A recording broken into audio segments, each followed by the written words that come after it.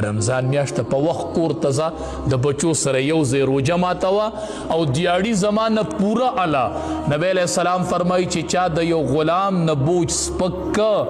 نو الله به یې ګناهونه معاف کړي او د جهنم د اور نه به خلاص کړي زه به دیاړي پوره در کوم او ته ما سره کار 2 غنټې کم کوه خیر دی روژه په خوله دی روژهدار دی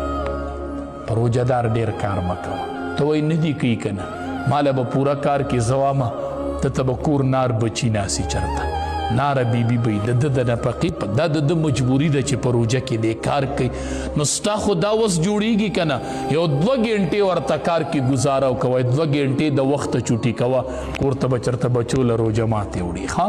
او مزدوري ورته راله او د مازدیګر یې ورته حواله کوه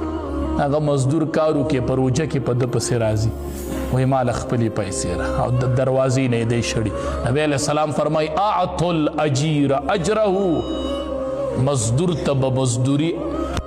چې ورکوي چې خولۍ لا په وجود نه وي وچه شوي ته به ورله مزدوري ورکوي چې دا ماله روژه دي ته وایي ښه په روژه کې به رب دا خلق بخي ښه او د بخلو خلق به دی ښه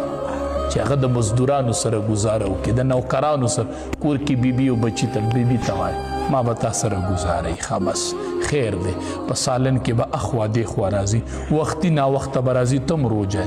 تم د خدای د یری روژه نیولې ده زما له طرفه عفو به په تا به بوج سپکي ښه بس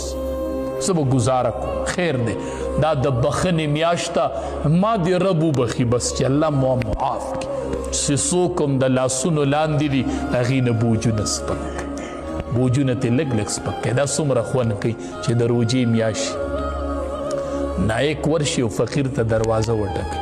چې تا به ماله کارونه کول خو د رمضان په میاشت کې به ته بلکل معاف بس ماله به کار نه کوي کرایهداره تا ته د یوې میاشتې کرایه معاف ده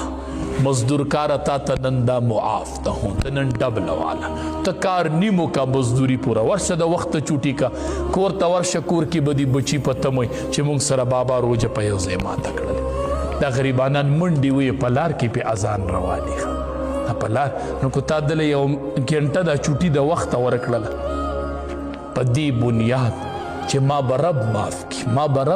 کی ما به الله د جهنم نه خلاص کی شهر المواسات دا د همدردۍ میاشت ده دا د همدردۍ نبی کریم صلی الله علیه وسلم او فرمایل وی څوک چې په چا یو روژه ماتې وکړي یو سړی د ده په مال روژه ماته کې روټۍ وخوري وی الله به د ده ګناهونه معاف کړي